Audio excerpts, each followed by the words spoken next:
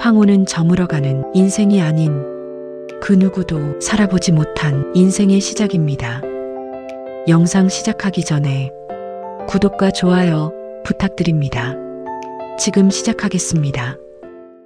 과부 주인장, 딴 생각 그만하고 여기 닭똥집이랑 소주 한 병 내줘봐. 제 이름은 정아. 나이는 59. 이 작은 포장마차 빨간 등대의 사장입니다. 억척스럽게 10년 넘게 이 자리를 지켜왔죠. 이 포장마차 빨간 등대는 오래된 항구 뒤편의 작은 골목길에 있습니다. 퇴근 시간이 되면 희미한 백열등과 붉은 천막 아래로 저희 가게를 포함해 10개 정도의 포장마차가 줄지어 불을 밝힙니다. 이곳은 평범한 술집이 아닙니다. 여러 사연을 가진 사람들이 회포를 풀러오는 도시의 가장 외로운 섬과 같죠. 삶의 무게에 지쳐온 사람들의 웃음과 눈물이 섞이는 곳. 저는 그들의 사연을 묵묵히 들어주는 익명의 관찰자였습니다. 저는 30 되기 전에 남편을 만나 바닷가 마을에서 수산업을 했습니다. 남편은 우직했고 바다는 저희의 삶이었죠. 하지만 결혼 15년 만에 폭풍 사고가 모든 것을 앗아갔습니다. 남편은 세상을 떴고 저는 빚만 떠안았습니다. 40대 중반 가진 것 없이 이 도시의 뒷골목에 포장마차 빨간 등대를 열었습니다. 저는 이 험난한 세상에서 가진 것이라곤 자그마한 낡은 집 한 채뿐입니다. 남편이 남겨준 유일한 흔적이자 나의 마지막 울타리였죠. 그리고 서울에서 직장 다니고 있는 외아들 하나가 있습니다. 아들은 자기 앞가림하기도 힘든 세상이니 제가 이 낡은 집이라도 지켜서 나중에 아들에게 부담이 되지 않아야 한다는 생각으로 버텼습니다. 아들의 안녕이 곧 제 삶의 최종 목표였습니다. 이 장사는 돈을 벌기도 하지만 사람에게 치이는 일의 연속입니다. 매일 밤 술 취한 별의별 손님들을 상대해야 했어요. 억지 부리는 손님, 성희롱에 가까운 농담을 던지는 손님, 심지어 술값을 떼먹고 도망가는 손님까지. 저는 이를 악물고 그 모든 굴욕과 피로를 감수해야 했습니다. 가게 문을 늦게 닫고 나서도 일이 끝나는 건 아니었습니다. 늦게 퇴근해서도 그 다음날 만들 메뉴 음식들을 준비하느라 새벽 늦게까지 일해야 했어요. 잠깐 눈을 붙이는 시간마저 아까워 억지로 몸을 일으키는 피곤함이 끝없이 반복되는 나날이었습니다. 제 삶은 오직 빚을 갚고 이 천막을 지키는 것 외에는 아무것도 없었습니다. 저는 억척스럽게 10년 넘게 이 자리를 지켰습니다. 59세, 환갑을 바라보는 나이.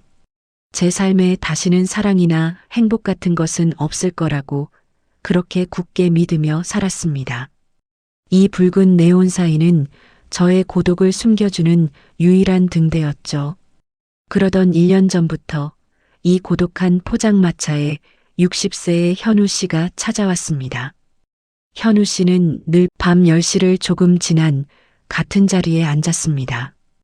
60세라고는 믿기지 않을 만큼 깔끔하고 단정했지만 그의 눈빛에는 깊은 상실의 그늘이 있었습니다. 현우 씨는 올 때마다 소주 3병을 주문했고 안주는 늘 계란말이였습니다. 계란말이는 포장마차에서 가장 소박하고 흔한 메뉴였지만 제가 직접 채소와 치즈를 넣어 두툼하게 만들었죠. 현우 씨는 계란말이와 소주 3병을 마치 자신에게 허락된 최소한의 위로인 양 조용히 비우고 일어섰습니다. 그는 술에 취해 흐트러지는 법이 없었고 매번 정확히 술값을 계산하고 고맙습니다. 정아 씨라는 인사와 함께 새벽 1시쯤 사라졌습니다. 그의 규칙적인 방문과 절제된 음주 습관은 저에게 삶의 어떤 약속처럼 느껴졌습니다. 현우 씨는 겉으로는 신사였지만 그의 삶은 가시밭길이었습니다. 그는 조그만 제조업체를 운영하는 사장이었는데 직원이 5명 정도뿐이었습니다. 정아 씨, 요즘 경기가 어땠는지 알아요? 직원들 월급 주고 재료비 대고 나면 제 수중에 남는 것은 거의 없었습니다. 그는 씁쓸하게 말했습니다. 가장의 무게와 힘겨운 사업이 그를 짓누르고 있었던 거죠. 힘든 것보다 치욕스러웠습니다. 제가 믿었던 모든 것이 한순간에 무너졌죠. 아내가 자신보다 훨씬 큰 제조업체를 운영하는 다른 사장과 오랫동안 관계를 맺어왔다는 사실을 알았습니다. 남들이 다 알 정도로 내가 우스워졌다는 치욕감이 저를 무너뜨렸습니다. 아내는 저에게 오래된 가구 같다고 하더군요. 존재하지만 가치가 없는. 정아 씨, 저는 그 말을 들은 뒤로 집에 들어가기가 무섭습니다. 그래서 저는 매일 밤 저를 판단하지 않는 이 붉은 등대에 옵니다. 정아 씨의 억척스러운 모습에서 다시 살아갈 힘을 얻습니다. 그의 외로움은 배신에서 시작되었지만 결국 인생의 중요한 버팀목을 잃었다는 고독은 저와 같았습니다. 저는 그날부터 현우 씨를 단순한 손님이 아닌 같은 아픔을 가진 동지로 여기기 시작했습니다. 이 포장마차는 우리 둘에게 세상으로부터 도피할 수 있는 유일한 안식처였던 겁니다. 서로의 아픔을 나누게 된 후 현우 씨는 저에게 더욱 진심 어린 눈빛을 보내기 시작했습니다. 우리는 짧은 대화 속에서도 긴 침묵으로 서로를 이해하고 있었습니다. 그리고 며칠 뒤 그는 3번째 소주잔을 내려놓고 용기를 내어 금기된 고백을 했습니다. 정아 씨, 저는 이제 더 이상 혼자이고 싶지 않습니다. 당신은 남편을 잃은 슬픔을, 저는 아내에게 버려진 치욕을 안고 있죠. 우리의 상실은 달라도 이 밤에 혼자 견뎌야 하는 외로움은 너무나 같습니다. 저는 당신을 만나고 나서야 내가 낡은 가구가 아니었음을 알았습니다. 그의 말은 제가 10년 동안 스스로에게 허락하지 않았던 가장 깊은 욕망을 건드렸습니다. 빚과 아들에 대한 책임감, 그리고 먼저 떠난 남편에 대한 죄책감으로 꽁꽁 잠가두었던 심장의 문을 60세의 이 남자가 너무나 솔직하고 절박하게 두드리고 있었습니다. 제 심장은 망치로 얻어맞은 듯 크게 울렸습니다. 저는 매일 밤 이 포장마차에 오면서 생각했습니다. 정아 씨는 이 붉은 등대를 10년 동안 지켜온 가장입니다. 저를 낡은 가구 취급했던 그 여자와 달리 당신은 이 거친 세상에서 가장 값지고 억척스러운 그리고 고결한 존재입니다. 저는 당신의 삶에 새로운 등대가 되어주고 싶어요. 당신의 억척스러움 속에 있는 여리고 지친 당신을 제가 보듬어주고 싶습니다. 정아 씨, 제가 당신을 진심으로 사랑합니다. 우리 남은 삶의 짐을 내려놓고 함께 걸어갑시다. 제가 당신의 등대가 되겠습니다. 현우 씨, 제발 그런 말 당장 그만두세요. 저는 당신이 원하는 그런 사람이 못 됩니다. 저는 남편과의 약속, 갚아야 할 빚의 무게, 그리고 서울에서 고생하는 아들에게 혹시라도 누가 될까 하는 두려움 속에 살고 있습니다. 나는 당신의 안식처가 될 수 없어요. 저는 당신에게 새로운 짐, 새로운 고통이 될 뿐입니다. 당신은 저와 얽힐 필요가 없어요. 우리 둘의 아픔은 같지만 얽히는 것은 금기입니다. 우리는 손님과 사장, 그 이상도 이하도 아닙니다. 이 선을 넘지 마세요. 저에게 더 이상 허황된 희망이라는 걸 주지 마세요. 저는 당신을 감당할 힘이 없습니다. 알겠습니다. 정아 씨. 당신의 마음속에 그어진 선이 얼마나 단단하고 아픈 벽인지 이제야 깨닫습니다. 제가 당신에게 큰 짐과 부담을 주었군요. 죄송합니다. 부디 당신도 이 외로운 밤을 혼자 견뎌내지 않았으면 좋겠습니다. 제가 드린 이 말이 당신에게 고통이었다면 이제 완전히 거두겠습니다. 저는 그에게 선을 넘지 말라고 이 악물고 단호하게 말했지만 그가 떠난 후에도 제 심장은 걷잡을 수 없이 요동쳤습니다. 59세의 여자가 10년 만에 처음으로 느낀 사랑받고 싶다는 금기된 욕망과 맞서 싸우고 있었습니다. 그의 진심을 외면하는 것은 제 자신의 외로움을 다시 영원히 외면하는 것과 같았습니다. 저의 마음속 천막은 이미 거센 현우 씨의 바람에 찢어지고 있었던 것입니다. 현우 씨가 떠난 자리, 저는 그의 입술이 닿았던 술잔을 닦기 위해 집어들었지만 차마 그 희미한 흔적을 지우지 못했습니다. 술잔의 입구에는 현우 씨의 체온이 희미하게 남아있는 것 같았습니다. 저의 단호한 거절이 그의 마지막 용기를 꺾어버린 건 아닐까? 저는 술잔을 들고 그가 앉았던 자리를 바라보았습니다. 60세의 그 남자가 1년 동안 매일 밤 저를 바라보았을 그 자리에 이제는 저의 외로운 그림자만이 드리워져 있었습니다. 그는 아내에게 오래된 가구 같다는 치욕적인 말을 들었고 가장 믿었던 관계의 배신으로 정신적인 파산 상태에 놓였습니다. 그의 진심은 배신감에 대한 처절한 복수이자 새로운 안식처를 향한 간절한 갈망이었을 겁니다. 저는 사랑이 아닌 책임과 짐이라는 말로 그의 손을 뿌리친 것입니다. 그가 앉았던 테이블 위에는 아직 김이 모락모락 나는 국물 냄비가 남아 있었습니다. 식어가는 국물처럼 저의 결심 역시 고독 속에서 서서히 식어가고 있었습니다. 제가 지켜야 할 빚과 아들은 현실의 무게였지만 현우의 고백은 삶의 마지막 의미였습니다. 테이블 위에서 현우 씨가 깜빡하고 두고 간 낡은 라이터를 발견했습니다. 저는 그 라이터를 집어들었습니다. 차가운 금속의 감촉. 마치 그의 겉모습은 신사적이지만 속은 상처로 가득 찬 불안한 영혼을 만지는 것 같았습니다. 저는 라이터를 켜보았습니다. 붉은 불꽃이 잠시 일렁였습니다. 이 불꽃은 포장마차의 붉은 네온사인과 겹쳐지며 마치 우리 둘의 금지된 감정의 불길 같았습니다.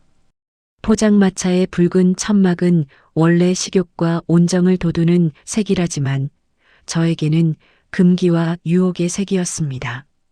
선을 지켜야 한다는 이성적인 목소리가 있었지만 이 붉은 빛은 인생의 마지막 불꽃을 피워보라고 저를 유혹하는 것 같았습니다.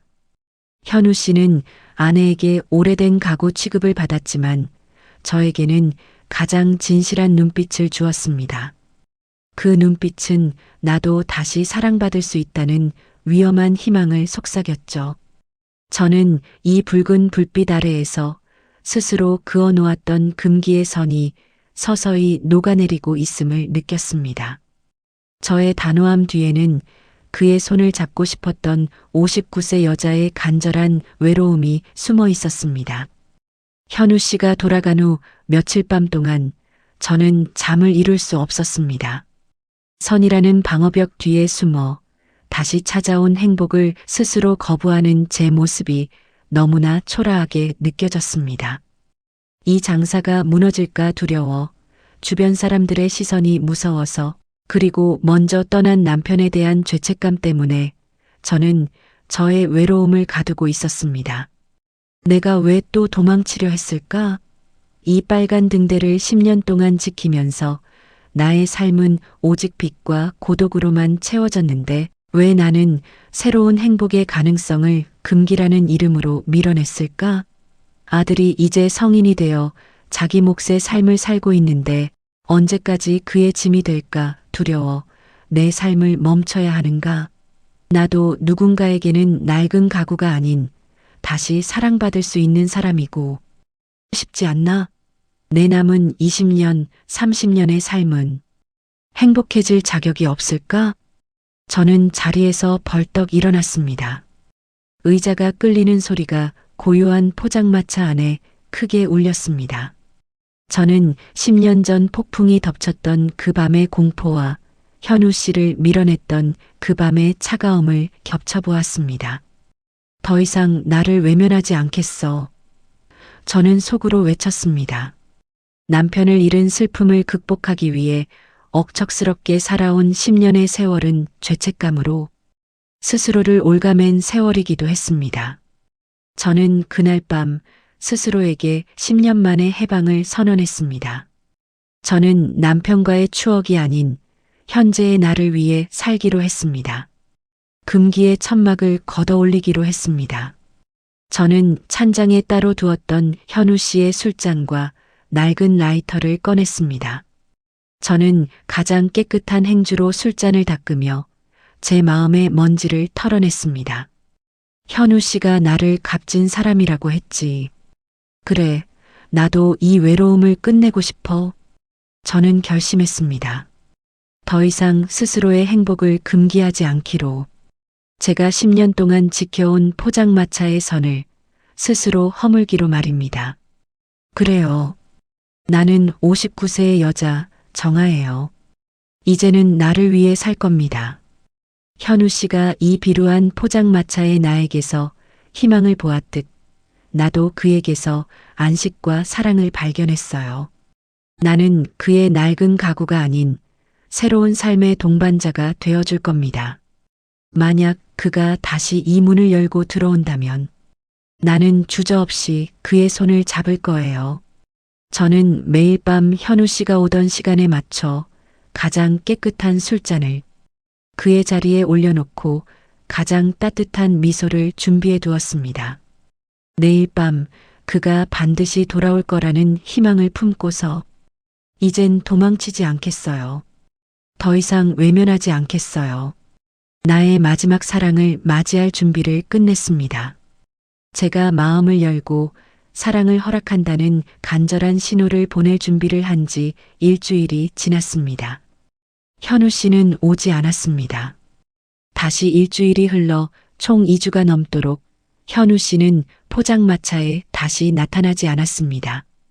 저의 결심은 너무 늦었던 걸까요? 그는 마지막 용기를 내어 고백했고 저는 그를 차가운 벽으로 밀어냈습니다.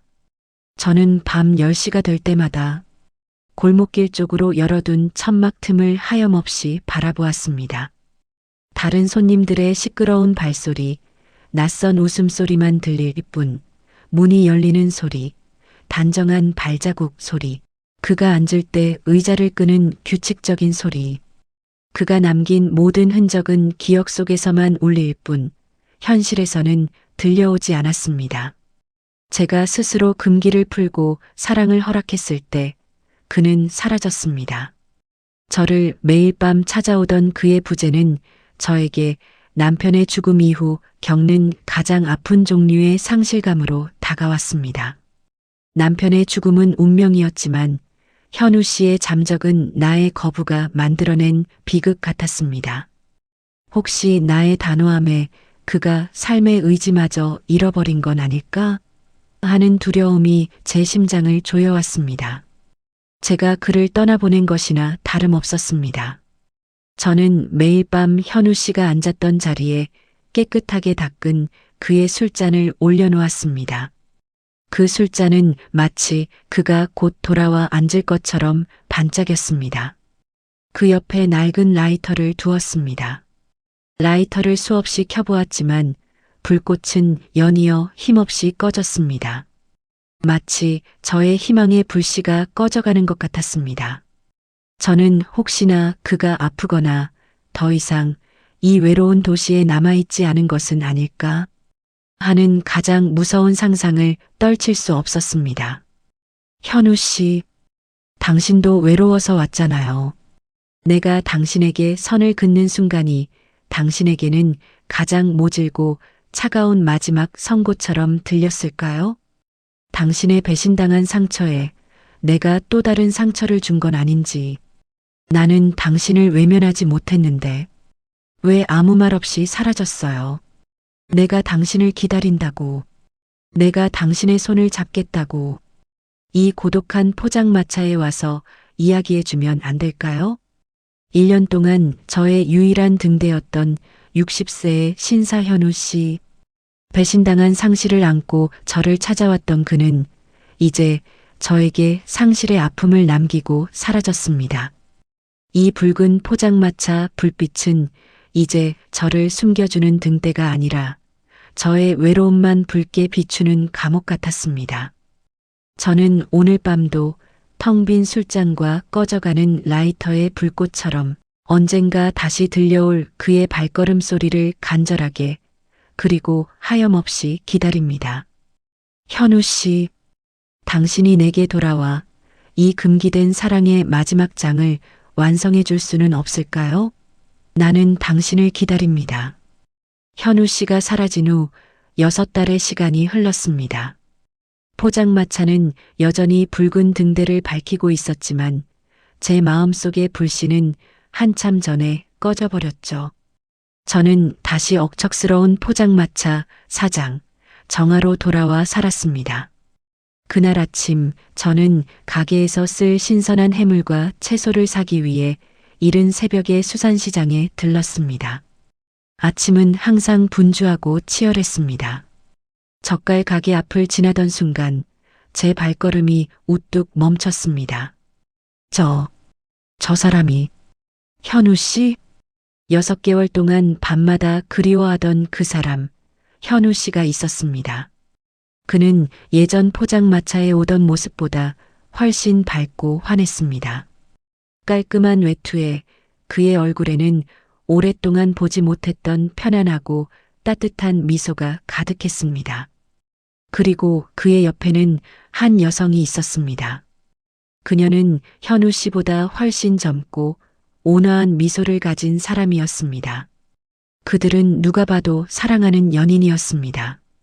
현우 씨는 그 여성의 가늘고 흰 손을 잡고 있었고 그 여인은 길거리에서 파는 뜨거운 어묵꼬치를 현우 씨 입에 넣어주며 환하게 웃었습니다. 그 모습은 배신당한 상처도 삶의 무게도 없이 가장 평범하고 행복한 60대 남자의 모습이었습니다. 저는 차마 그들의 앞에 나설 수 없었습니다. 나의 낡은 행주와 짙은 생선 냄새가 그들의 순수하고 깨끗한 아침을 더럽힐 것만 같았습니다. 저는 그 자리에서 온몸에 힘이 빠지는 허탈함을 느꼈습니다. 내가 지키려 했던 금기, 나의 단호한 거절이 그에게는 새로운 시작을 위한 선물이었구나. 하지만 그 허탈함은 곧 잔잔한 안도와 축복으로 바뀌었습니다. 현우 씨는 낡은 가구가 아닌 새로운 사랑과 삶의 의미를 찾았습니다. 제가 짊어지려 했던 짐은 이제 그의 새로운 동반자가 기꺼이 함께 나누는 행복이 되었습니다. 현우 씨, 당신 정말 행복해 보이는군요. 내 억척스러운 포장마차 천막이 아닌 저렇게 밝고 따뜻한 아침 햇살 아래에서 당신의 상처가 아물고 새로운 등대를 찾았으니 이제 마음이 놓입니다. 더 이상 기다리지 않아도 될 것 같아요. 부디 그 여인과 오래오래 가장 평범하고 아름다운 행복을 누리시기를 당신의 새로운 삶을 진심으로 응원합니다. 잘 가요, 나의 마지막 손님. 오늘의 사연은 여기까지입니다. 여러분은 어떻게 생각하시나요? 다양한 의견을 함께 공유해 주세요.